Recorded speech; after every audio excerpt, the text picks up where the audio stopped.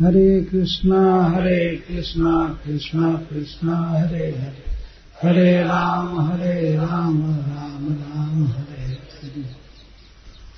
तो श्री वृंदावन में वृंदावन की ही कथा कहने की इच्छा है। इसी वृंदावन में निकट में भद्रावण में लीला हुई थी।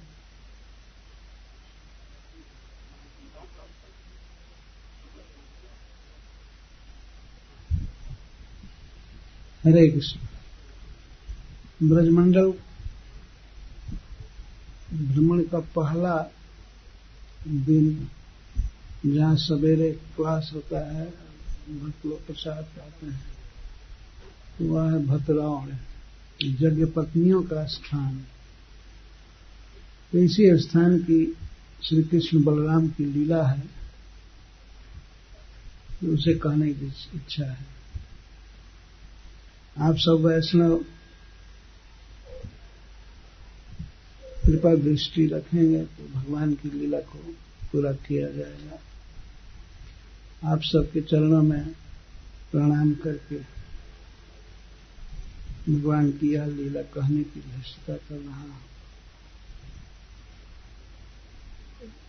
इस पुस्तिका से प्रथम श्लोकावृत्ति करेंगे।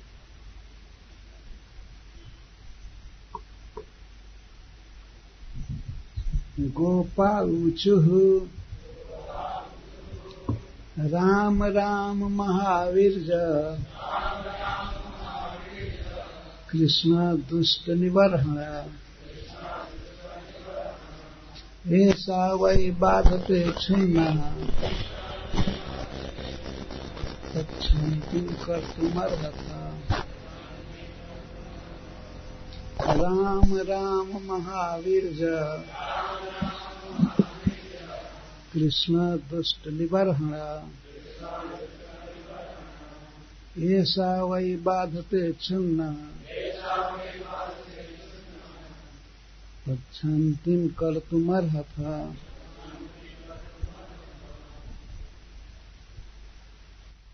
गोपा ऊचुः, गोपों ने कहा, राम है सबको रमाने वाले श्री राम, राम हे राम, महावीर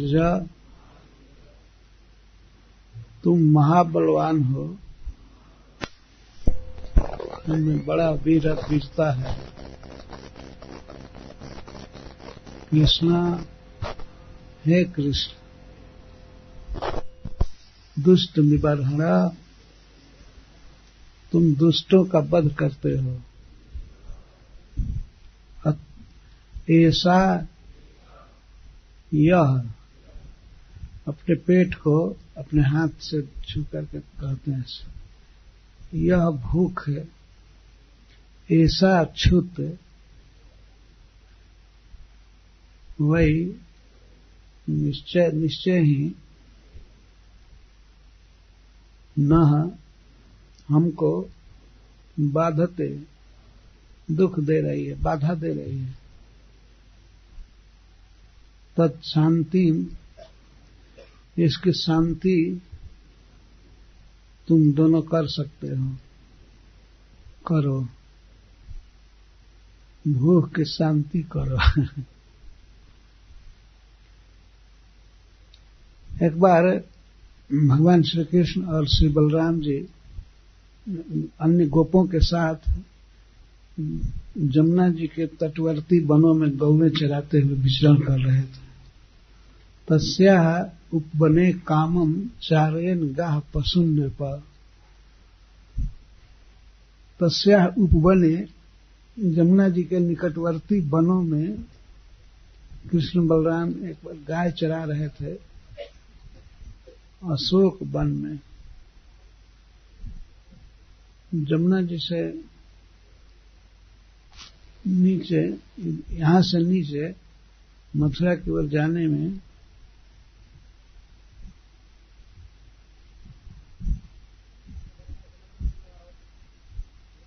तो हम लोग मथुरा की तरफ जाते हैं, जमुना जी के तट से होकर के, तो कुछ दूर पर लगभग 1.5 किलोमीटर वन पड़ता है, क्षेत्र पड़ता है, जिसका नाम है अशोक वन। तो जमुना के तटवर्ती उपवन निकट वन में गाय चराते हुए श्री कृष्ण बलराम विचरण कर रहे थे गोपों के साथ। तो कुछ गोप भूख से व्याकुल होकर के, क्षुधार्ता भूख से व्याकुल होकर के कृष्ण बलराम के निकट आकर के और इस प्रकार बोले। तो यहां से कथा है गोपाउच।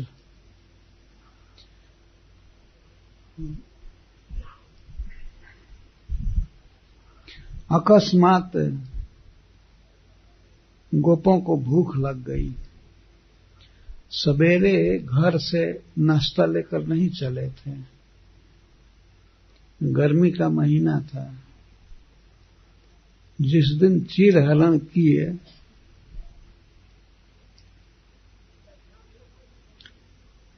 उसी के लगभग की ये लीला है। या कुछ आचार्य कहते हैं कि उसी दिन की है। जो भी हो, तो गोप कृष्ण बलराम के निकट आए। कृष्ण बलराम के निकट क्यों आए? क्योंकि वे जानते थे कि ये दोनों बड़े प्रभावशाली व्यक्ति हैं, कोई न कोई उपाय करेंगे, अघट घटना करने में समर्थ हैं। तो दोनों को संबोधन करते हैं, हे बलराम, तुम महावीर जो हो, वीर माने वीरता, तुम में बड़ी वीरता है, तुम बड़े बड़े असुरों का वध किए हो, यही इसका भाव है। दोनों का विशेषण हो सकता है। दुष्ट निवारण बलराम जी का भी विशेषण है और श्री कृष्ण का भी। निवारण का अर्थ होता है हत्या, दुष्टों की हत्या करने वाले। कृष्ण दुष्ट निवारण है, हे दुष्टों को का वध करने वाले कृष्ण। और हे महावीर श्री बलराम, ऐसा क्षुत का अर्थ है भूख, यह भूख है। अब निश्चित है कि अपने पेट पर हाथ रख करके बोल रहे होंगे, हे बलराम, हे कृष्ण, यह भूख हमें बाधित कर रही है, अब हम आगे गाय नहीं चरा सकते हैं। तो मानो श्री बलराम जी ने संकेत किया कि ठीक है, आराम से किसी वृक्ष की छाया में बैठ जाओ। नहीं, पेट में बसी हुई भूख दुख दे रही है। तो अब छाया में बैठे चाहे ऐसी में बैठे, उससे शांति नहीं होगी। इसको शांत करने के लिए कुछ डालना होगा मुख में, है ना। भूख को शास्त्र में कहा गया है कि ऐसा क्षुत्वे भ्रातृव्य मनुष्याणाम, मनुष्यों का ये शत्रु है भूख। और कृष्ण बलराम को संबोधित कर रहे हैं इसी दुष्टता के वध के लिए। दुष्टों का वध करने वाले हैं, बहुत वीरता है, तो इसका भी वध करेंगे। और इसका वध कैसे करेंगे? कुछ रोटी या भात या कुछ खाद्य पदार्थ मुख में डाल करके इसकी शांति होती है। यह शत्रु है मनुष्यों का। कोई भी अच्छा से अच्छा कार्य कोई कर रहा हो, लेकिन भूख जब लग जाती है तो कार्य करने में उत्साह भंग हो जाता है और मनुष्य कार्य छोड़ करके फिर इसकी शांति के लिए चाहे रेस्टोरेंट जाए या अपने किचन में कुछ बनाना चालू करे या मांगना चालू करे। ये स्वाभाविक है, तब उसकी शांति होती है। यह भूख हमें बाधित कर रही है, तो हमारे अन्य कार्यों के उत्साह को भंग कर रही है। गाय चराना मेहनत का काम है, तो उनके कहने का आशा था कि अब हम खड़ा भी नहीं हो सकते, अब कुछ उपाय करो, ये भूख मुझे बाधित कर रही है। तो श्री बलराम जी तो कुछ नहीं बोले, फिर प्रार्थना दोनों भाइयों से है। पर श्री बलराम जी अभी कुछ नहीं बोले तो श्री कृष्ण बोलते हैं, भगवान बोले, इति विज्ञापितो गोपई भगवान देवकी सुतः भक्ताया विप्र भार्याया प्रसीदन इदम अब्रवीत। देवकी पुत्र श्री भगवान श्री कृष्ण ये बात सुनते ही तुरंत बोले। भूख तो भगवान को भी लगी है, क्योंकि वे भी साथ में गाय चरा रहे थे और सवेरे से कुछ खाए नहीं थे, तो उनको भी भूख लगी है। लेकिन भगवान की ये विशेषता है, स्वयं भूखे हैं चाहे कुछ भी है, अपने भक्तों के भूख को मिटाने के लिए प्रयास कर रहे हैं, लेकिन अपने भक्तों पर ही उनकी दृष्टि है। उनका भक्त हैं ब्राह्मणों की पत्नियां।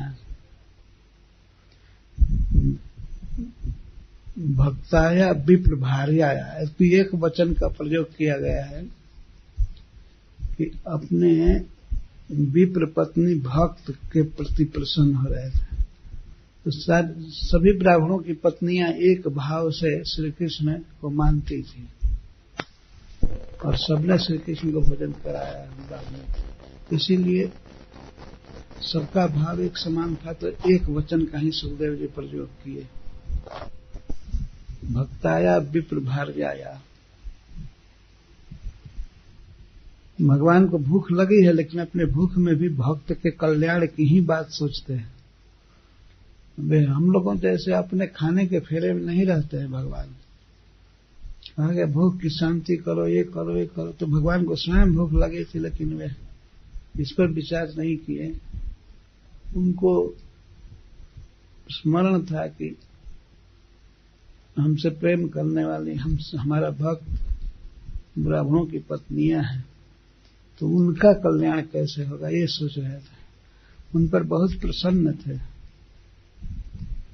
तो उनके हित के लिए गोपों से इस तरह बोले।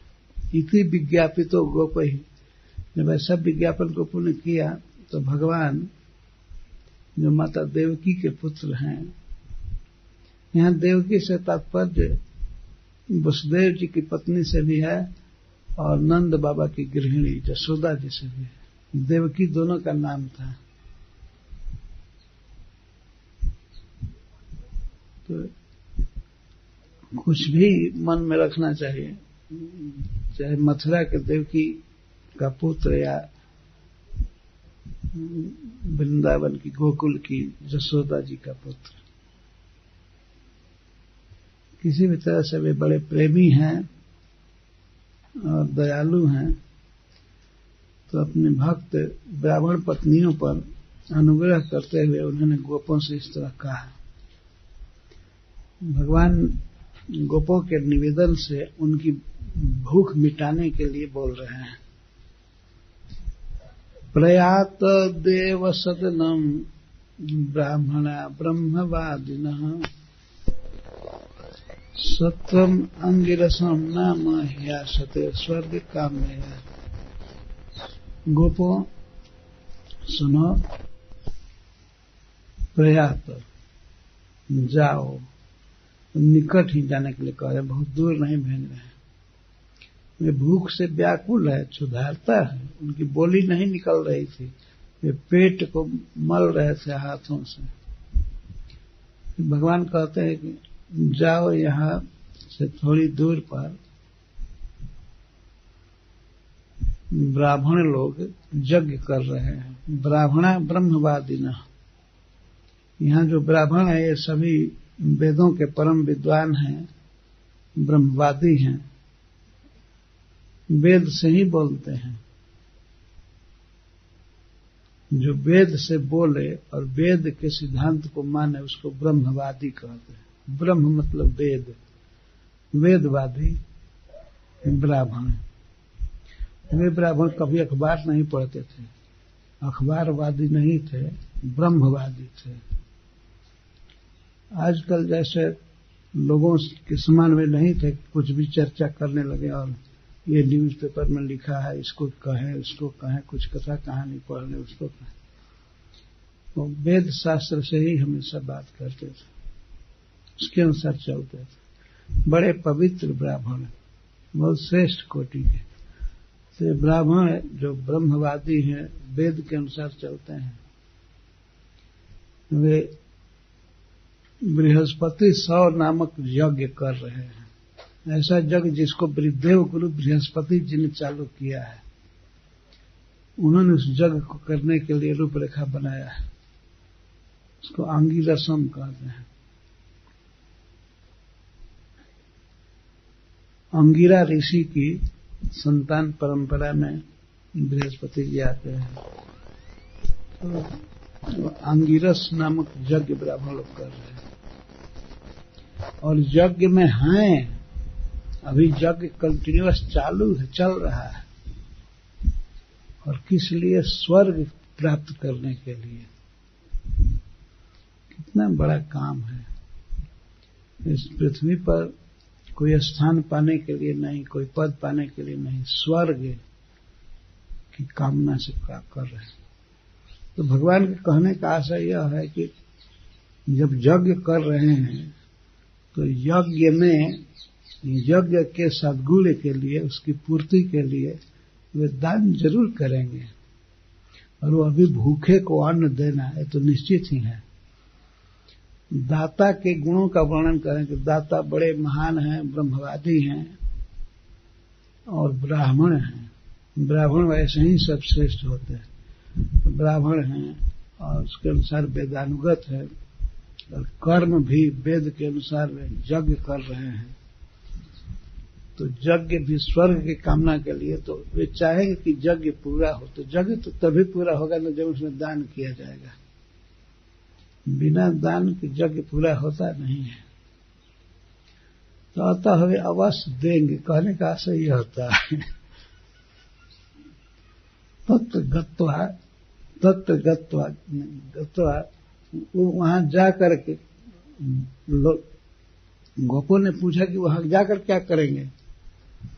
भगवान ने कहा तत्र गत्वा, वहां जाकर ओदनम याचत, भात मांगो उनसे, भात खाने को मांगो। ओदनम का अर्थ होता है भात। और संस्कृत में भात को भक्त कहते हैं। भक्त तो हरिश्री जी कहते हैं कि हृदय वासना के नाश के लिए सबसे श्रेष्ठ साधन है भक्त समागम। भूख भी हृदय में रहती है, मतलब शरीर में। और हृदय वासना का अर्थ है हृदय की वासना। इसको मिटाने के लिए भक्त का संग जरूरी है। तो भगवान ने सोचा कि भक्तों का समागम देना चाहिए। तो गोपों से कहे कि जाओ और वहां जा करके ऐसे ब्राह्मणों से भात मांगो। भगवान ने दान की वस्तु को सरल किया। जैसे बनाए होंगे भात या खिचड़ी तो वो दे देंगे। हो सकता है मिठाई, पूरी, जिलेबी ना दे सकें, लेकिन भात तो किसी को भी दे दिया जाता है। खिचड़ी बना करके रखते हैं, बांट देते हैं, दे देते हैं। तो जाकर उनसे ओदनम मांगो, भात मांगो। तो गोपाल ने कहा कि भाई इसमें हमको लज्जा आती है, मांगे। याचत कह रहे हैं, याचत, जाकर वहां याचना करो। हम ऐसा काम नहीं करेंगे, मांगेंगे नहीं। तब भगवान ने कहा अस्मद विसर्जिता, हम लोगों के द्वारा भेजे हुए जा रहे हो ना, तो इसमें कोई लज्जा की बात नहीं। हम भेज रहे हैं ना। अस्मद विसर्जिता, प्रेरिता, मैं भेज रहा हूं, या श्री बलराम जी का नाम लेना है, हम भेज रहे हैं, इसलिए हमारे भेजने से जाओ, इसमें कोई लज्जा की बात नहीं है। तो तुम नहीं मांग रहे हो, मैं मांग रहा हूं, ये भाव है।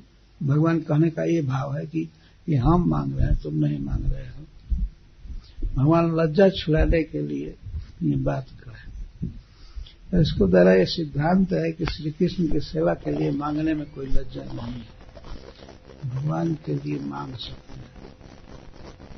इसीलिए अस्मद विसर्जिता है, हमारे द्वारा प्रेरित होकर के जाओ, मैं भेज रहा हूं ना।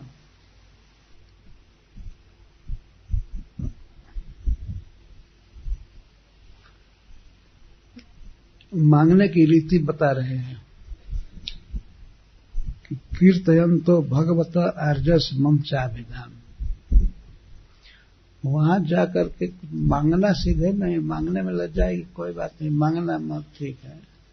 मांगने का उपाय बताएं कि बस मेरा कीर्तन अभिधाम, मेरा नाम और मेरे परम पूज्य बड़े भाई राम का नाम लेना, उनका कुछ कीर्तन कर। कीर्तन तो भगवतो आर्जस्य मम चाभिधाम, भगवत आर्जस्य और मम च, बलराम जी का नाम गाना, कीर्तन करना, बोलना। गाने का मतलब है बोलना, और मेरा नाम बोलना, यही मांगने की रीति है वास्तव में।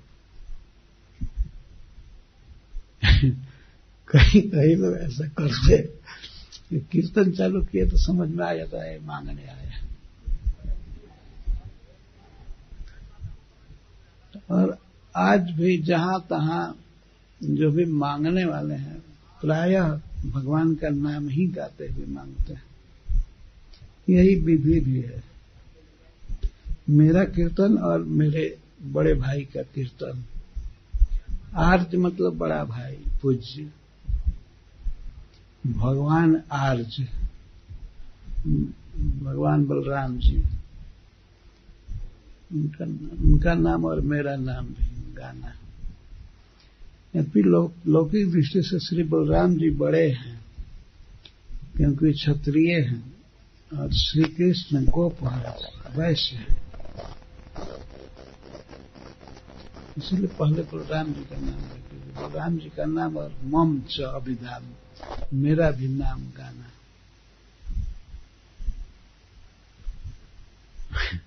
उपदिष्टा भगवता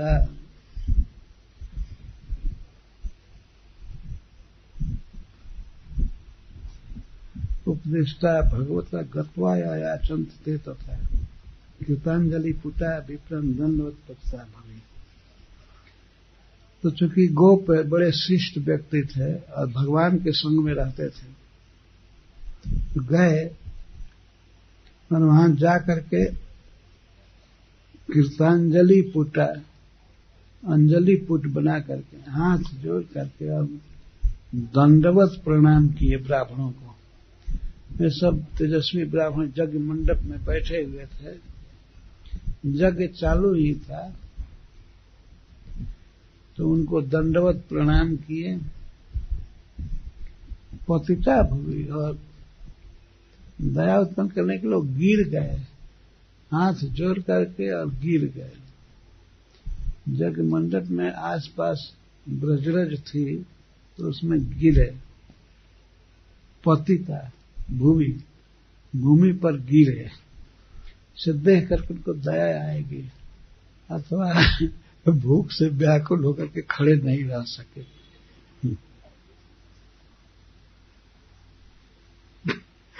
तो कहते दुहाई सरकार की, आ गए मांगने के लिए, उनसे दंडवत प्रणाम किए और कहे, हे भूमि देवा श्रृणुत, हे पृथ्वी के देवताओं सुनिए।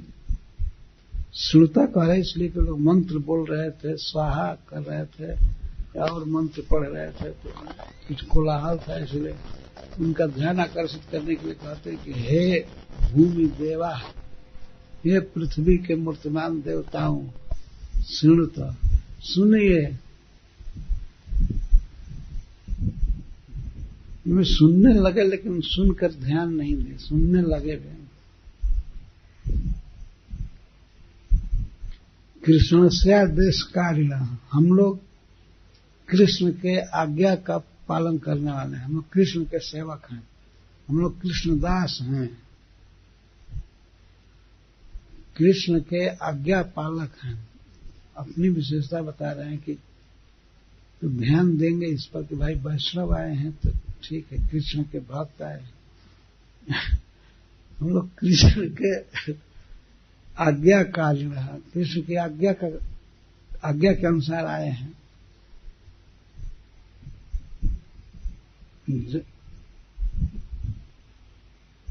प्राप्तम जनित भद्रम गोपान और रामचरितम, हम लोग कृष्ण के आदेश का पालन करने वाले हैं और हमको भेजा है बलराम ने। बलराम ने कहा कि जा करके प्रसाद मांगो, तो बलराम ने भेजा है। हम लोग हैं वास्तव में कृष्ण के दास, पर तत्काल में भेजा है बलराम ने। तो बलराम जी ने कुछ कहा नहीं था, तो ये गोप झूठ क्यों बोल रहे हैं। जब इन्होंने प्रणाम किया और ब्राह्मणों को सुनने के लिए कहा कि वे ध्यान नहीं दिए, देखे गिर रहे हैं लड़के, प्रणाम कर रहे हैं, वो सोचे कि अरे तो ऐसे आते जाते रहेंगे, वे फिर मुख फेर लिए। सुने भी बात, लेकिन बात पर ध्यान नहीं दिए। तब वे लोग कहते हैं, कहे कि हम लोग कृष्ण के दास हैं और बलराम जी ने भेजा है।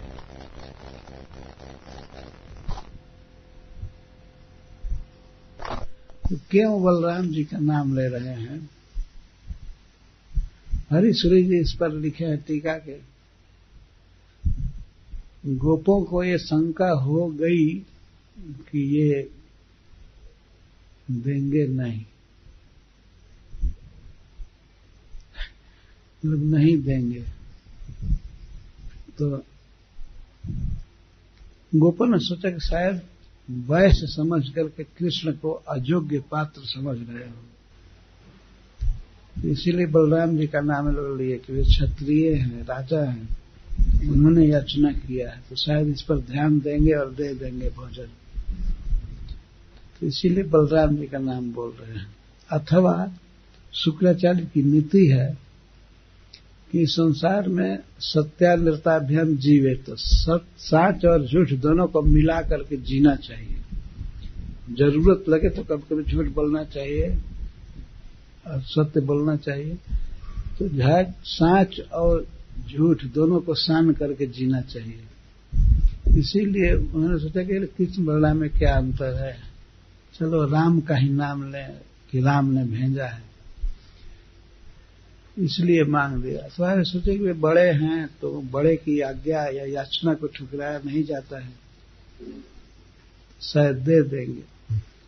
अथवा श्री कृष्ण ने ही कहा था कि कहना कि बलराम जी ने भेजा है, क्योंकि ते गत्वा तथा याचत, वैसे ही याचना की जैसा कृष्ण ने कहा था। तो इससे अनुमान किया जाता है कि श्री कृष्ण ने कहा था कि बलराम जी का नाम लेना कि वे भेजे हैं। हमारे प्रति शायद श्रद्धा न हो कि ये क्या कृष्ण तो चोर है, दूध दही खाता रहता है चुरा करके, तो इसके मांगने का कोई ध्यान नहीं देगा, बलराम जी पर ध्यान देगा।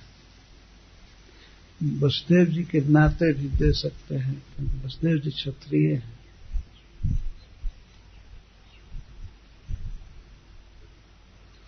हमको आप जानिए, हम गोप हैं, गाय चराने वाले, और कृष्ण के दास हैं, और श्री बलराम जी ने भेजा है।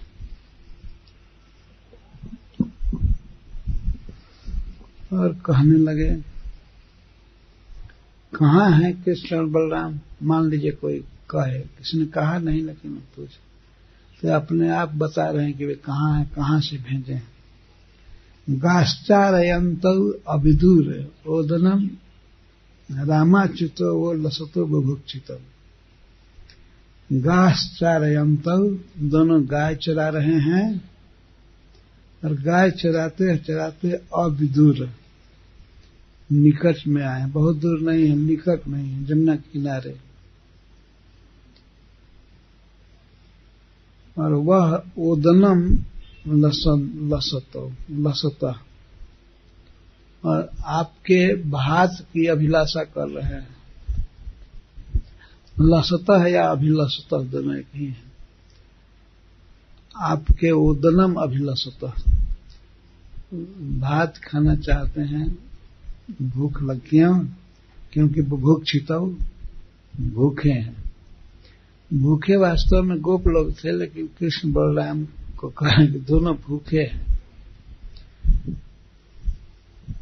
भोजन प्राप्ति की आशा से कृष्ण बलराम का नाम रख रहे हैं। वे भूखे हैं। कई लोग वैष्णव हैं संसार में जो कहते ठाकुर जी को भोग लगाना है, भूखे हैं, ये है वो है।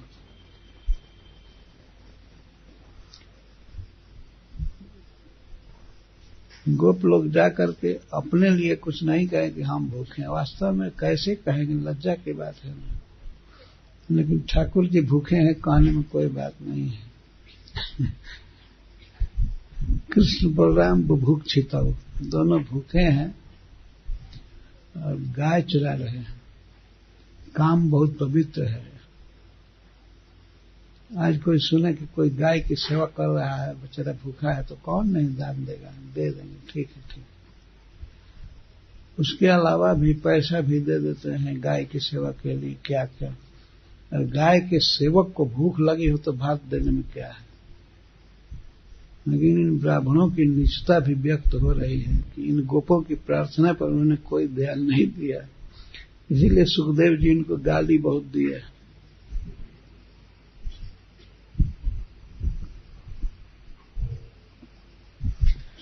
तो वे निकट आ गए हैं और भोजन की अभिलाषा कर रहे हैं, बहुत भूखे हैं। तो हे द्विजा, हे ब्राह्मणों, आप द्विज हैं, अर्थात दोबारा आपका जन्म हुआ है, अर्थात वेद शास्त्र पढ़े हैं, उपनयन संस्कार आदि हुआ है, आपको बहुत ज्ञान है। तो उन दोनों में तो तयोर यदि वह श्रद्धा, यदि आप लोगों की श्रद्धा है दोनों में, कृष्ण बलराम में, तो यच्छत, तो हमें कुछ भात दे दीजिए। और भात के साथ और सब्जी आदि की याचना नहीं कर रहे हैं। जब भूख लगी है तो अब सब्जी की अभिलाषा नहीं होगी, भात किसी तरह से मिले, पेट भर जाए उसका, इसलिए उदनम उदनम करें। आपकी श्रद्धा हो उन दोनों में तो दे दीजिए, मतलब हम हमारे तरफ देख करके नहीं दीजिए, उन पर विचार करके दीजिए। यदि कृष्ण बलराम में आपकी श्रद्धा है तो यच्छत दीयता दीजिए। आप लोग धर्मविद तमाम, धर्म तत्व जानने वालों में सबसे श्रेष्ठ है, परम धर्मज्ञ। तो शायद गोपों ने ये विचार किया कि ये कह सकते हैं कि अभी देने का टाइम नहीं है, अभी भोग नहीं लगाया, कुछ नहीं हुआ है। तो ये कहते हैं दीक्षा या पशु संस्था या सौत्रा मान्यश्च सत्यम अन्यत्र दीक्षित स्यापि न नमस्नन ही दुष्यति। जिस यज्ञ में पशु संस्था हो चुकी है,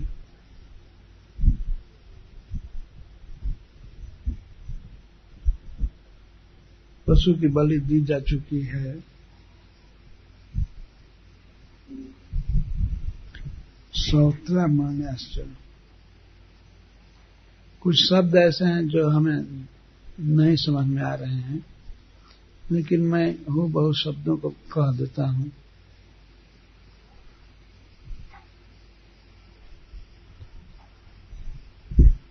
जिस यज्ञ में सौत्रा मणि कर्म हो चुका है, तो उस यज्ञ में खाने में दोष नहीं लगता है।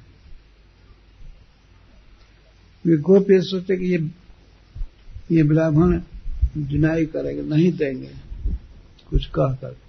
तो मान लीजिए कहीं कोई जग चल रहा है, कुछ हो रहा है, तो कोई कर्म बाकी है, विशेष करके देवता को भोग लगाना, अर्पण करना बाकी है, तो भोग लगाने से पहले कैसे दे दिया जाएगा? तो कुछ लोग संकेत किए होंगे कि कोई नहीं अभी भोग लगाना बाकी है, अभी नहीं मिलेगा, भागो यहां से। तो गोप लोग कहते हैं कि नहीं, ये सब विधि पूरी हो चुकी है, पशु संस्था हो चुकी है, श्रोता मणि चल रहा है। ऐसे यज्ञ में अन्न खाने से दोष नहीं लगता है। ऐसे यज्ञ में दीक्षित का अन्न खाने से दोष नहीं लगता है। गोप लोग भी कम थोड़े जानते हैं। ये ब्राह्मण यज्ञ कर रहे थे तो ये कह रहे हैं कि हम भी कृष्ण के सेवक हैं, उनको पता है कि कब कहाँ खाना चाहिए, नहीं खाना चाहिए, कौन अन्न खाने पर दोष लगता है, तो अपनी अभिज्ञता प्रकट कर रहे हैं कि इस समय आपके यज्ञ का जो प्रिय चल रहा है, इस समय यज्ञ में खाने में कोई दोष नहीं। तो इसलिए इस कारण से भी जरूर दीजिए।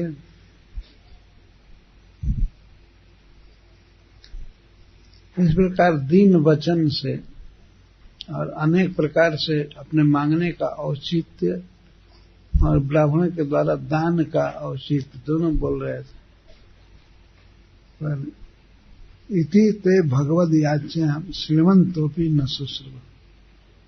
इस प्रकार भगवान के मांगने पर भी वे सुने कि श्री कृष्ण ने मांगा है, बलराम ने मांगा है, इसको श्रीमंतोपि न शुश्रूव, सुनते हुए भी नहीं सुने।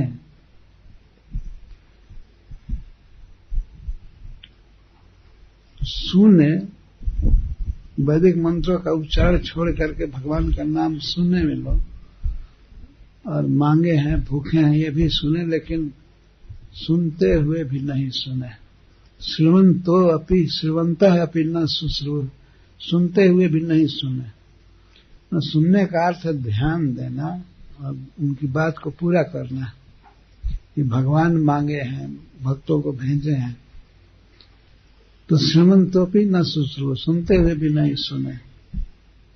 मैं ऐसे मुख किए, कान किए, देखे भी गोपों को, लेकिन कोई बात पर ध्यान नहीं दिया और कुछ कहे भी नहीं। यदि कहे होते कि ना नहीं देंगे तब भी एक संतोष होता, तो चुपचाप, बकार नहीं निकला, कोई वचन नहीं निकला, मांग सुन करके भी चुपचाप बैठे। ये सब समाज में बहुत ऊंचे पढ़े लिखे व्यक्ति थे, शास्त्रों के जानकार थे, यज्ञ करते थे, जाति से उन्नत थे, लेकिन भगवान की याचना पर ध्यान नहीं दिए। तब सुखदेव गोस्वामी कहते हैं, इति ते भगवद याचां श्रीमंतोपि न शुश्रूव क्षुद्रासा भूरि कर्माण बालिशा वृद्ध मानिना। ये यज्ञ में बैठे हुए ब्राह्मण, इनको सुखदेव जी कहते क्षुद्र आशा, बहुत तुच्छ आशा रखे थे। इनकी अभिलाषा क्या थी? स्वर्ग जाना, स्वर्ग का सुख भोगना। तो स्वर्ग क्षुद्र है, अल्पस्थायी है, बहुत कम दिन रहना होता है और वास्तव में वो दुखपूर्ण है। स्वर्ग की अभिलाषा भी है, छोटा संकल्प है, छोटी सी आशा, और उसके लिए काम भूरि कर्माणा, बहुत भारी काम करना, जग करना, पढ़ाई लिखाई करना और नाना प्रकार के भूरि कर्म। भगवान के धाम में जाने की इच्छा, भगवान का प्रेम पाने की इच्छा जो है, वह महान उद्देश्य है और उसमें कर्म थोड़ा करना पड़ता है। जैसे कर्म जैसे थोड़ा सा है, भगवान के बारे में कुछ सुनना, भगवान का नाम बोलना छोटा कर्म है, महान फल है। और इन ब्राह्मणों का उद्देश्य था बहुत छोटा, कर्म बहुत बड़ा था। कैसे? जैसे खोदा पहाड़, मिली चूहिया। पहाड़ पूरा कोई खोदे, उसको इतना मेहनत लगेगा, लेकिन इसके लिए कि चूहिया घुस गई है उसको निकालना है। चूहिया पहाड़ में घुस गया तो उसको निकालने के लिए पूरा पहाड़ ढा रहा है, ढो रहा है, हटा रहा है। और मान लीजिए हटा दिया तो मिली क्या? तो वही चूहिया मिली। यही हालत ब्राह्मणों की है। ये पहाड़ ढकेल रहे हैं, इतना बड़ा बड़ा भूरी कर्माण, भूरी कर्म कर रहे हैं, और आशा वही छोटी सी लगी है। छोटी सी आशा की पूर्ति के लिए बड़ा बड़ा कर्म कर रहे हैं। बालिशा, क्षुद्र वृद्ध मानिना, और हैं बिल्कुल बचकान, बच्चे हैं, मूर्ख हैं। बालिश का अर्थ है मूर्ख। पर वृद्ध मानिना, पर अपने को वृद्ध मानते हैं कि हम ज्ञान वृद्ध हैं, हमारा ज्ञान बढ़ा हुआ है,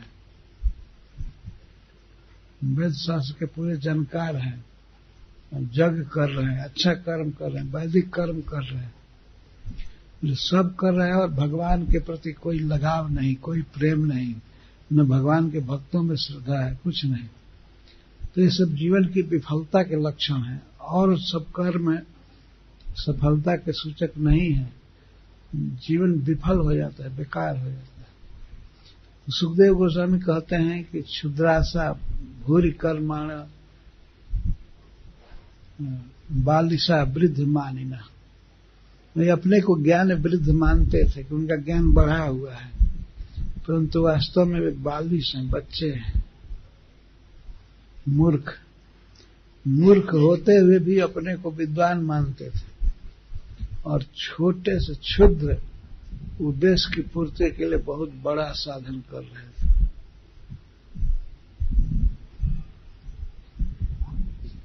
चूहिया खोजने के लिए पहाड़ पूरे ढकेल तोड़ ताड़ करके अलग कर रहे हैं। अध्याय के अध्याय वेद शास्त्र पढ़ना, अन्य व्रतों का पालन करना, जग करना, ये सब पहाड़ ढहाने जैसा। कितनी बड़ी शैतानी है वास्तव में। ये इतने के ही जो कि नहीं, इनको और गाली देना चाहिए। सुन करके भी कि भगवान मांग रहे हैं, बलराम जी ने भेजा है, और भूखे हैं, और वो भी भात मांग रहे हैं, पर ये कुछ नहीं बोले।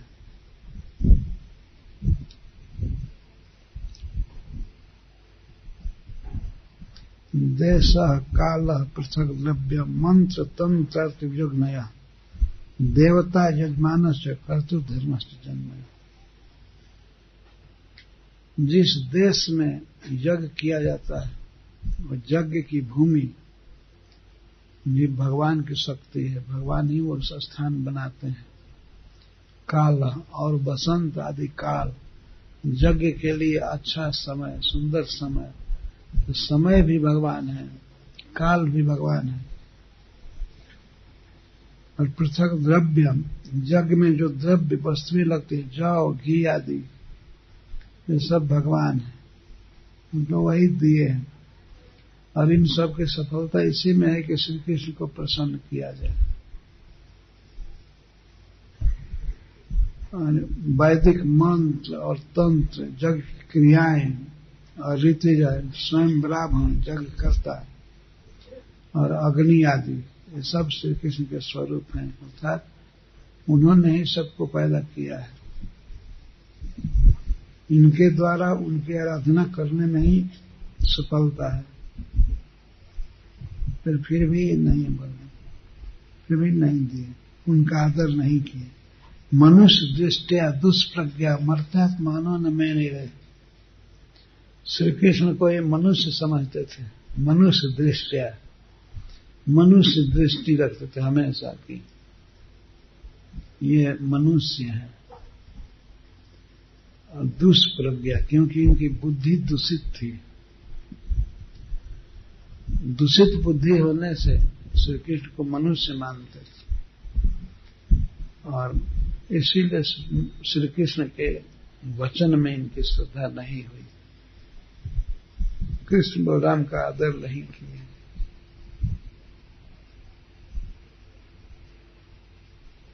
तम ब्रह्म परमम साक्षात भगवंतम अधोक्षतम।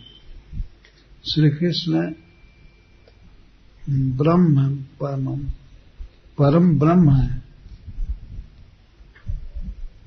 साक्षात स्वयं भगवान,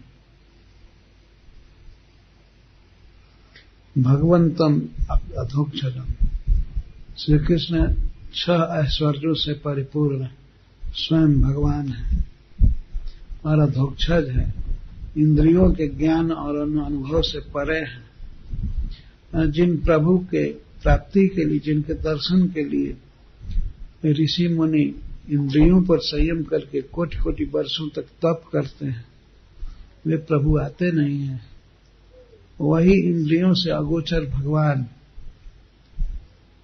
अपने स्वरूप में साक्षात आए हैं, ब्रज में, वृंदावन में गोचारण कर रहे हैं। गोचारण करते करते इनके घर के पास आकर के इनसे भात मांगे, अरे नहीं दिए, इसलिए दुष्प्रज्ञा, मर्त्यात्माना। ये ब्राह्मण अपने को शरीर समझते थे, मर्त्य आत्माना। मर्त्य इस शरीर को कहा जाता है। मर्त्य का अर्थ है मरण धर्म है, मरने योग्य जो हो उसको मर्त्य कहते हैं। मनुष्य के शरीर को मर्त्य कहा जाता है। ये मर्त्य है, प्रत्येक क्षण मर रहा है या मरने योग्य है, मरने योग्य है। इस देह को ही आत्मा, मर्त्यात्मा वे आप मान रहे थे, मर्त्य देह को ही आत्मा मान रहे थे। इतने मूर्ख हैं। सबके बाद ये नहीं समझे कि श्री कृष्ण स्वयं भगवान हैं, श्री कृष्ण अधोक्षज है, मनुष्य विग्रह में प्रकट हैं अपने स्वरूप में, पर उनको साधारण मनुष्य समझते, इसीलिए आदर नहीं किया। आज के समय में भी कई लोग कई प्रकार की पढ़ाई किए रहते हैं, शास्त्रों के भी, विज्ञान के भी, और सोशल साइंस क्या क्या, सब में बड़े दक्ष होते हैं, पर श्री कृष्ण के प्रति जब विचार चलता है तो नाक भौं से खोलने लगते हैं। नहीं, ये हम भी भगवान के भक्त हैं, हम मानते हैं, लेकिन भगवान एक शक्ति है, ये है, ये तो मनुष्य है कृष्ण। ऐसे कहकर कोई घृणा जैसा करते हैं, दोष निकालते हैं भगवान में। जब उन ब्राह्मणों को भी ज्ञान नहीं था, इतना पढ़े लिखे ब्राह्मण, इनको क्या ज्ञान होगा, तो कभी सुने नहीं, पढ़े नहीं। तो ये आश्चर्य की बात नहीं है अगर ये लोग न कृष्ण को समझें, उनको परब्रह्म है साक्षात अधोक्षज न समझें, तो यह कोई आश्चर्य की बात नहीं है। भगवान के भक्तों के समझाने पर भी न माने तब भी कोई आश्चर्य नहीं है। भगवान की माया इतनी प्रबल है। अब उन ब्राह्मणों के पास और कौन जाए, साक्षात भगवान के पार्षद गए, भगवान के साथ ही रहते हैं, गोचारण करते हुए गए और कह रहे हैं कि गाय चराते हुए थके हैं कृष्ण बलराम, घास चारयंत, और निकट आ गए हैं और आपका भात खाना चाहते हैं, मतलब भूखे हैं, सबके यहाँ तो मांगेंगे नहीं, आपका भात, आप ब्राह्मण हैं, अगर मधुकरी भी लेना है तो कुछ अच्छा परिवार समझ करके लिया जाता है, तो ये कहने पर भी नहीं दिए। तो इस पर सुखदेव गोस्वामी जी गाली दिए। साधुओं की गाली ऐसी ही होती है, बहुत बड़ी बात हो गई। ये कहा जाए कि चूहिया खोजने के लिए पहाड़ ढा दिया, तो कितना भारी मूर्ख है।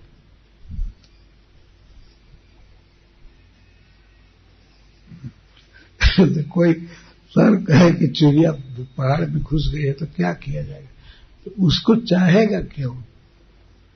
उसकी क्या इच्छा जरूरत है, वो पहाड़ में हो या बिल में हो, साधारण से मतलब क्या है।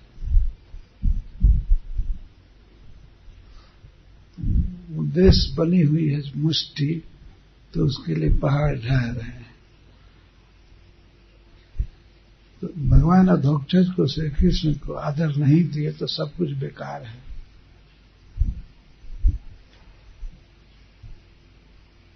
मनुष्य की पढ़ाई लिखाई या बड़े बड़े कर्म की सिद्धि इसी में है, यज्ञ तप आदि में, कि श्री कृष्ण को समर्पण करे, श्री कृष्ण को आदर दे, उनकी आज्ञा का पालन करे। और वह कार्य यदि बिल्कुल अपढ़ व्यक्ति कर रहा है, गाय का चरवाहा कर रहा है, साधारण कर्म करने वाला भी समझ रहा है कृष्ण को, कृष्ण से प्रेम कर रहा है, तो वही महान है। और कर्मों से कोई महान नहीं होता। न ते जदो मिति प्रोचुर न नेति च परम तपम। हे परम तप, हे शत्रुओं को तपाने वाले परीक्षित, यदि तुम उस समय राजा रहते तो ब्रह्मांड देव होते हुए भी इन ब्राह्मणों को तुम अवश्य दंड दिए होते। परम तप का यही भाव है। महाराज परीक्षित भी क्रोध में हो रहे थे।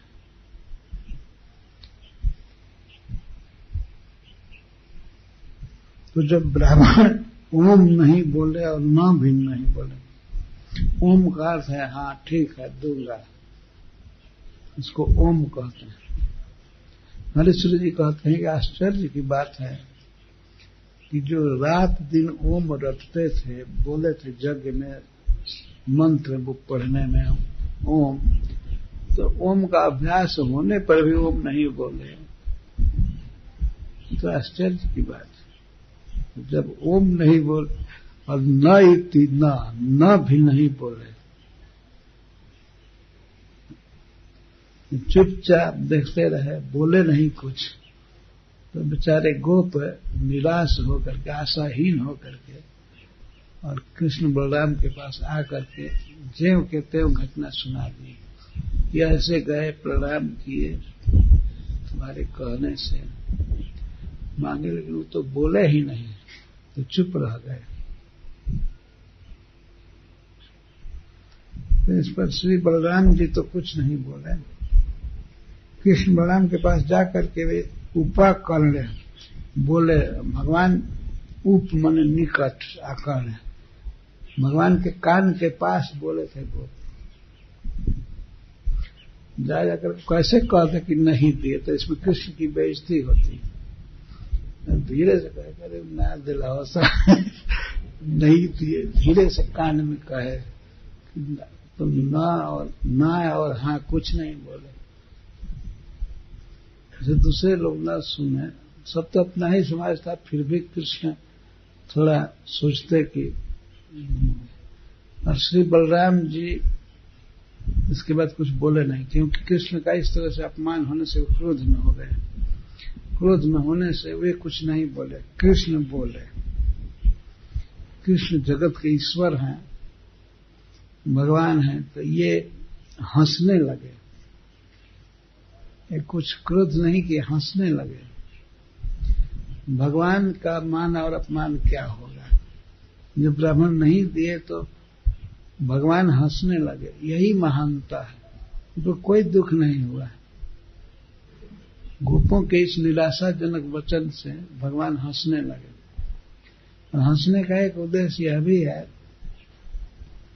कि संसार में इतने पढ़े लिखे उच्च लोगों को भी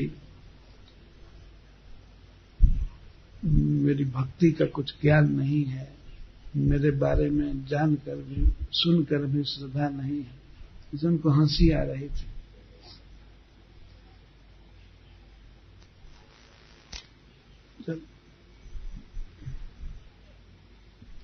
बलराम जी माप गए, वो साए साए कर रहे थे कृष्ण के पास, बलराम जी के पास भी वे नहीं बोले, नहीं दिए, तो बलराम जी तो चुप हो गए क्रोध के मारे, तो कुछ बोलना नहीं चाहते।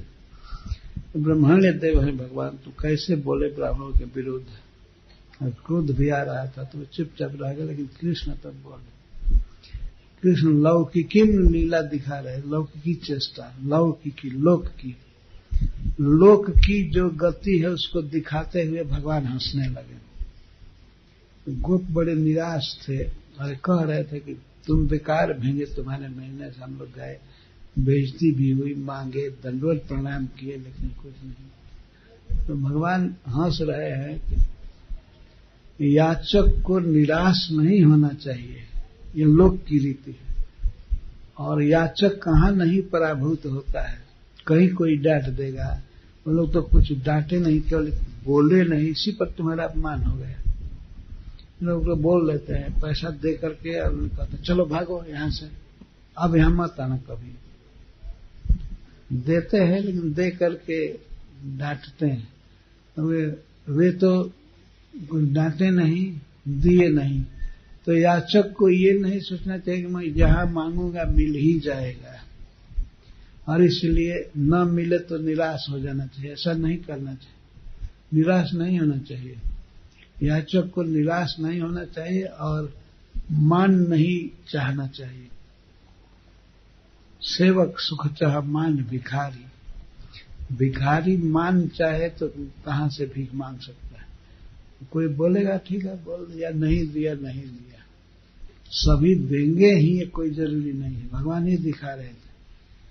तब श्री भगवान व्याजहार पुनर्गोपन दर्शन लौकिकीम गतिम, फिर गोपों से बोले लौकिकी गति दिखाते हुए, माम ज्ञापयत पत्नी भ्या,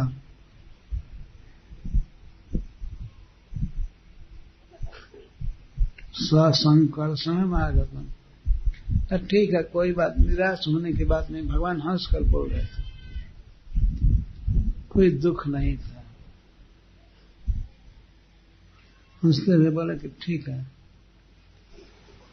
पुनः अब उनके पास मत जाओ, उनके पत्नियों के पास जाओ।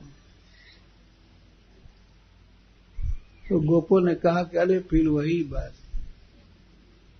गोप नहीं दिए तो क्या उनकी पत्नियां बहुत भलमानुसी होंगी, वो भी तो वैसे ही होंगी। लेकिन भगवान ने कहा कि नहीं नहीं, मांगने में लज्जा है, नहीं मांगना मत, कुछ भी भूख दुख की बात मत करना, भोजन मत मांगना, केवल मेरी सूचना दे दो कि कृष्ण आए हैं। उनकी पत्नियों को माम ज्ञापयत पत्नी भी, मेरे यहां आने की सूचना बस दे दो। और ससंकर्षण मागतो, अब बताना कि श्री बलराम जी भी आए हैं और मेरे आने की सूचना कर देना। दास्यन्ति, वे तुमको देंगी, कामम अन्नम, तुम्हारी इच्छा के अनुसार भोजन देंगी।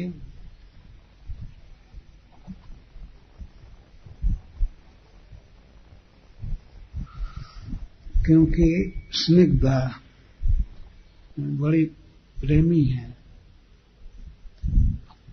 अनुगामिनी है मेरी, मई उसिता धिया, मुझ में ही निवास करती है। मई उसिता, उसिता मैंने बसी हुई, मुझ में बसती है। देह से केवल अपने घर में रह रही है, लेकिन वे मुझ में बसती है, अर्थात मुझसे प्रेम करती है। वो अपने पति के साथ हैं, घर में हैं, केवल देह से, तो वे अवश्य देंगे, जाओ। बहुत कठिन बात थी कि फिर उन्हीं ब्राह्मणों के पास जाना। उन ब्राह्मणों का, ब्राह्मणियों का घर कोई अलग नहीं था, पत्नीशाला जग में ही, जग मंडप में ही होती है। तो उनके पत्नियों के पास जाओ। ये लौकिकी गति भगवान दिखा रहे हैं। जहां पर पुरुष से काम न हो, मांगने पर न दे, तो उनकी पत्नी से मांगना चाहिए। स्त्रियां ज्यादा करुणामयी होती हैं और दे देती हैं। इसको हमने सुना और देखा सब तरह से। तो अपनी बात नहीं कहनी चाहिए, लेकिन प्रसंग पाकर मैं कहता हूं। हमारे पिताजी इन्हीं ब्राह्मणों जैसे थे। वे साधुओं को देखना नहीं चाहते थे, कुछ देने की बात तो दूर थी। और मेरी माँ ठीक उल्टा थी। मैं ब्राह्मणों का, साधुओं का बहुत आदर करती थी। लोग आते थे साधु या कोई ब्राह्मण तो पहले पता लगा लेते थे हमारे पिताजी घर पर नहीं है ना। उनके घर पर रहने पर उनकी हिम्मत नहीं होती थी आने की, नहीं तो 2-4 गाली सुनकर चले जाते। लेकिन माँ बड़ी दयामयी थी और साधुओं का आदर करती थी।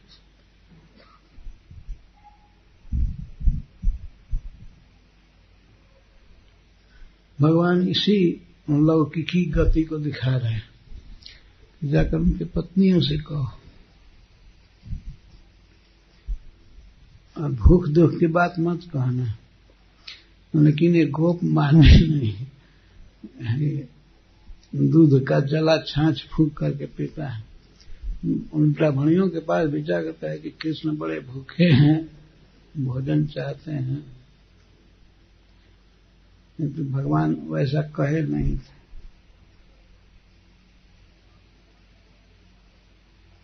वे सुनते ही कि श्याम सुंदर आए हैं,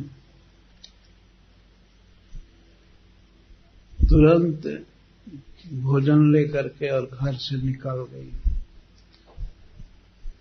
तो कल कथा होगी किस तरह से उनके भाई, पति, पिता, सास सब रुकते रह गए, रुकी नहीं।